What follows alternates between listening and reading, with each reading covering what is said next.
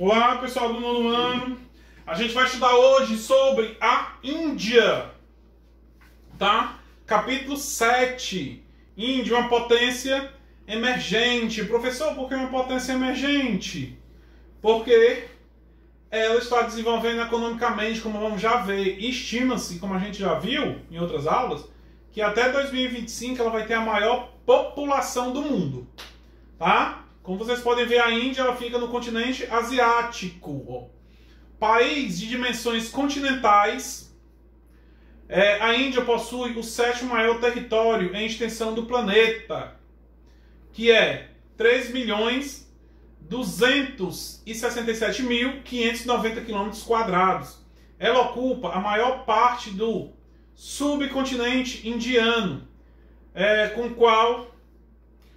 o qual divide com o Paquistão, Nepal e Bangladesh, nações com as quais faz fronteiras, tá? Então, esse é o assunto que a gente vai ver, a Índia, tá? Vamos ver lá como é a população. Professor, essas fotos são da Índia, eu já vi ela nos Facebook, a superlotação do povo indiano. Tá? E eles vivem com poucas... por exemplo, pouco saneamento, educação, saúde, muita gente para eles atenderem, tá? Como eu falei agora há pouco, estima-se que em 2025 a Índia vai ter mais população do que a própria China. Ó. A população indiana é a segunda maior do planeta. Em 2017, segunda maior do planeta. Perde apenas, claro, para a China, que é a maior do mundo. Em 2017, ela superou a marca de 1,341 bilhões de habitantes. Esse número continua a crescer vertiginosamente, uma vez que as políticas de controle de natalidade implementadas pelo governo não encontram repercussão em virtude das religiões e tradições milenares e flexíveis na Índia. A gente sabe que a Índia ainda tem aquela coisa do homem casar com 1, 2, 3 mulheres. Né? Em razão das características naturais do país, a população está distribuída de forma desequilibrada. A maior concentração está acentuada ao longo da vasta planície do Ganges. Vamos já falar do rio Ganges, tá? Já que nessa região se encontram os solos mais férteis e clima mais úmidos, sendo excelente para a prática da agropecuária. As regiões desérticas do extremo oeste e as áreas montanhosas do norte, por sua vez, apresentam verdadeiros vazios populacionais. É claro, vou falar um pouco do Ganges. Pessoal, a exemplo do Egito, que desenvolveu graças ao rio Nilo, da Mesopotâmia, que desenvolveu graças aos rios Tigre e Eufrates, da China, que desenvolveu graças ao rio Amarelo, o rio Yangtze. A Índia se desenvolveu graças ao rio Ganges, que vocês devem ter visto no documentário. Bacana, que eu assisti aquele documentário 5 vezes já. Né? Vocês devem ter visto todo o desenvolvimento da Índia graças ao rio sagrado, rio Ganges, que a gente vai já falar dele, que proporcionou a agricultura, a pecuária e a sobrevivência das pessoas. Tá? O processo de urbanização, as cidades convivem a riqueza e a miséria ao mesmo tempo, quer dizer, cidades luxuosas e locais precários. Enquanto a Índia produz sofisticada tecnologia, grande parte da sua população passa fome, epidemias, desnutrição, falta de saneamento básico, elevadas taxas de mortalidade infantil, de desemprego, de analfabetismo, insegurança habitacional e péssima distribuição de renda. Então, uma parte rica e outra parte muito pobre. Temos lá como algumas cidades: Mumbai, Nova Delhi, que é a capital, e Calicut. Calicut não, professor, Calcutá. Calicut é o porto onde os portugueses chegaram quando os portugueses chegaram lá no século XV, chegaram nas Índias. Tá? É Calcutá. Professor, é da mesma madre de Calcutá?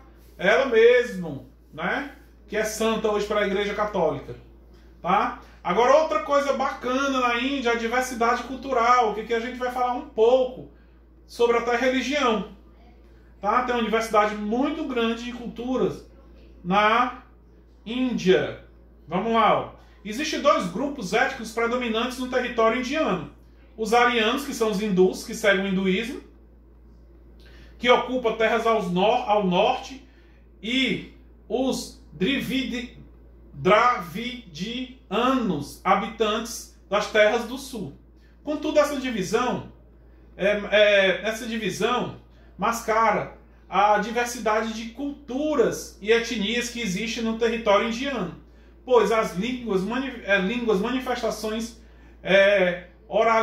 de oralidades culturais dos povos são abundantes no espaço geográfico desse país. Olha aí, ó, são aproximadamente 1.800 dialetos falados na Índia, como o Bengali, falado na região sul do subcontinente, o Marathi, o Telugu, o Urdu e o Tamil, além de aproximadamente 16 línguas regionais. Entretanto, o idioma oficial da Índia é o inglês, mesmo com cerca de 60% dos indianos utilizando o hindu, a língua de seus ancestrais. Professor, por que é inglês? Por que não é hindu? A gente vai já entender, porque é um período da história os ingleses dominaram a Índia. Tá? E só foram expulsos no século passado, após a Segunda Guerra Mundial. Ó, aí vem a religião. Apenas duas religiões predominam na Índia. Qual? O hinduísmo e o outro, o muçulmanismo. Tá? Vamos ver lá. Ó. As diversas denominações religiosas oriundas do hinduísmo abarcam 75% dos habitantes dessa nação. O segundo maior grupo religioso é o islâmico, né, que é fundado por Maomé. Professa por aproximadamente 12% dos indianos, principalmente os que ocupam o norte do país. Na Índia, também são encontrados cristãos, budistas e outros grupos em quantidades pequenas. Nós vamos falar aqui um pouco dos dois principais. O hindu, a gente sabe que é a religião que é politeísta, porque acredita em vários deuses, principalmente na deusa Shiva. Não sei se vocês lembram, agora me foge a memória se eu passei para vocês esse dia na Jandes o tempo da perdição, mas eu acho que eu passei. Mostra muito bem isso, se eu não passei era para a gente estar vendo agora, mostra muito bem isso, a disputa entre os hindus e os islâmicos na Índia, antes da independência. Tá? Então, a gente sabe que os islâmicos, o muçulmanismo é uma religião monoteísta, só acreditam em um Deus, em Maomé. E os hinduístas acreditam em vários deuses. Tá? Vamos ver lá correndo. A cultura. A gente sabe que a vaca lá é sagrada. Então, se a vaca é sagrada, eles não comem carne. Vamos ver lá. Ó. Responsável pelo menor consumo per capita de carne do mundo, os indianos ocupam o posto de maiores vegetarianos do planeta, quer dizer, eles não comem carne de boi. Diante da pluralidade e do caráter milenar de suas tradições, recomenda-se aos turistas que procurem assimilar e respeitar os costumes indianos. Quer dizer, se você for para lá, algum dia você for visitar a Índia, você tem que comer a comida deles. Nada de chegar, quero uma picanha assada, quero uma bisteca de gado. Não, eles não comem. Tá? E além do mais, existe lá até hoje a masala. O que é isso? Nós vamos dar um tempinho aqui na aula de geografia, vamos voltar para a aula de história lá do 7º ano. Lembram que os portugueses se lançaram ao mar em busca das especiarias da Índia, né? Como gengibre, pimenta do reino, as coisas que deixavam as comidas mais gostosas. A masala é um condimento originado das misturas das especiarias. Tá?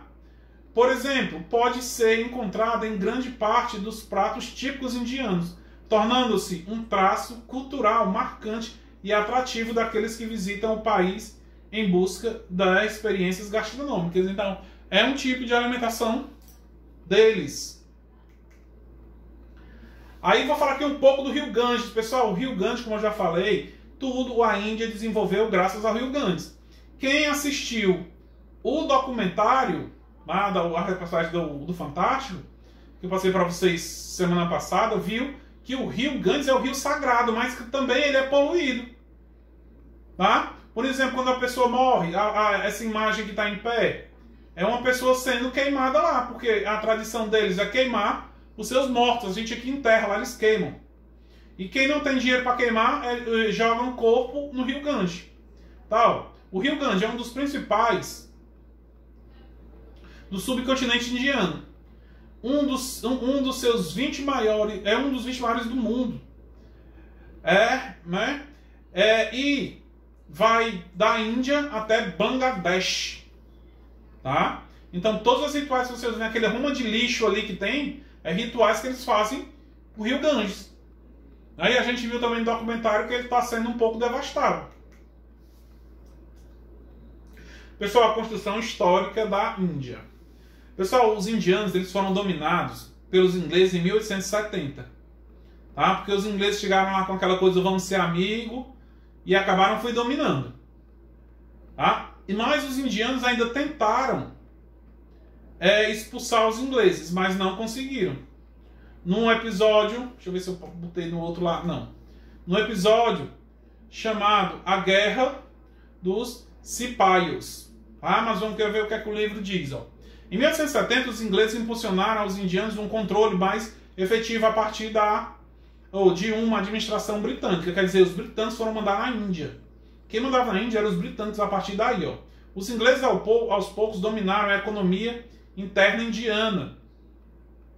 Vendiam seus tecidos a preços baixos, ao mesmo tempo que taxavam os produtos indianos com pesados impostos. Quer dizer, os produtos ingleses saíam mais barato do que os próprios indianos. E os indianos tinham que comprar os produtos ingleses. Qual foi o resultado disso? A falência dos indianos. Como é que eu, por exemplo, se eu moro na Índia, eu vendo meu produto por R$10 e os ingleses vêm vendendo o mesmo produto por 5, quem vai comprar meu? Ninguém. E acabaram falindo as grandes empresas de tecido, as fábricas de tecido que tinham na Índia. Que a gente sabe que a seda indiana era uma das melhores do mundo. E os britânicos, com o interesse de vender seus produtos, foram lá e acabaram com isso. Tá? Aí, em 1858, os soldados indianos chamados de cipaios recrutaram pela campanha das Índias Orientais e, cansados da opressão e do racismo imposto pelos ingleses, revoltaram-se contra os ingleses. Eles eram numerosamente superiores aos oficiais britânicos que dominavam a Índia. A guerra resultou na morte de muitos britânicos. Em contrapartida, os ingleses promoveram uma violenta perseguição contra os cipaios. Tá? Os cipaios acabaram perdendo. Aí vem como foi que os indianos se livraram dos ingleses. Começou a surgir o líder chamado Mahatma Gandhi, que começou a influenciar os indianos à desobediência pacífica. Por isso que dizem que ele fez uma guerra pacífica. Como assim, professor? Sem violência. Ele chegou para a população e disse, ó, a partir de amanhã ninguém compra mais nenhum produto inglês. E assim foi feito. Então os ingleses começaram a ter prejuízo. Como é que chegava lá vendendo sal? Ah, mas o sal inglês custa R$10 e o sal indiano custa 20. Mas mesmo assim as pessoas compravam indiano. Então os ingleses começaram a perder força dentro do próprio continente. E a gente vai estudar em história, dentro do continente não, dentro da Índia, tá? A gente vai estudar em história que os ingleses gastaram muito na Segunda Guerra Mundial. E após essa desobediência, os ingleses, os indianos conseguiram em 1947 uma liberdade dos britânicos. Tá? Mas Mahatma Gandhi ele foi assassinado por um indiano que era muçulmano, não era hindu. Tá? Aí vem a divisão da Índia. Então, depois dessa desobediência, os ingleses se retiraram da Índia. Mas a Índia foi dividida, apareceu aqui na tela, acho que a câmera vai ficar um pouquinho ruim. A Índia, quando os ingleses saíram, ela foi dividida em duas partes. A Índia de religião hindu, tanto é que a gente viu lá que mais de 70% são hindus, e o Paquistão, que é de religião muçulmana, foi dividida ainda. E ainda teve a região da Caxemira, que também foi dividida, que nem faz parte da Índia nem do Paquistão. Aí onde vem outro confronto, que é a Guerra da Caxemira, depois dessa divisão, os conflitos da Índia. Principal conflito? Pela Caxemira, porque nem ficou com a Índia, nem ficou com o Paquistão, depois da divisão, depois da saída dos ingleses. Tá? Vamos ver lá. A Caxemira vem sendo disputada desde a independência da Índia do domínio britânico por Índia e Paquistão. Com a divisão da região entre os dois países, os principados que tinham uma semi-autonomia na região tiveram de optar pela integração de um dos dois países. Então, a região da Caxemira ou tinha que se integrar com a China, ou com a Índia, ou com o Paquistão. Na época, a área correspondia ao estado indiano de Jammu, e Caxemira era governado por marajás hindus, que resolveram integrar a Índia, como eu acabei de explicar. Os hindus ficaram onde? Na Índia ou no Paquistão? Na Índia. A atitude desses marajás entrou em conflito com os interesses dos paquistaneses, do Paquistão. Começaram então os conflitos que envolveram toda a região da Caxemira de 1947 a 1948. Desde a retirada da dominação britânica sobre a Índia, os ingleses entregaram à ONU a autoridade sobre o conflito na região. Em 1949, a ONU dividiu o território em duas partes, uma parte para a Índia, né, e outra parte para o Paquistão. No início da década de 60, a China invadiu parte do leste da Caxemira indiana. Contudo, nem o Paquistão, nem a Índia têm coragem de enfrentar o dragão chinês. Quer dizer, a ONU tentou resolver o problema, que vai ser o nosso próximo assunto de história. Mas só que teve esse outro probleminha aí, que os chineses invadiram a Caxemira e nenhum dos dois conseguiram ficar. Agora vamos ver lá, o desenvolvimento econômico da China, ou da Índia, está chegando ao fim. Tá, nossa aula. Na última década do século XX, o desenvolvimento de modernos centros de pesquisas de tecnologia da Índia fez com que eles desenvolvessem uma determinada agricultura. Tá? E, além da agricultura, eles também se destacam na indústria, tá? Então os dois, quais são os dois? A economia da China ou da Índia, tanto tem a agricultura como a indústria, tá? E até o nosso próximo encontro.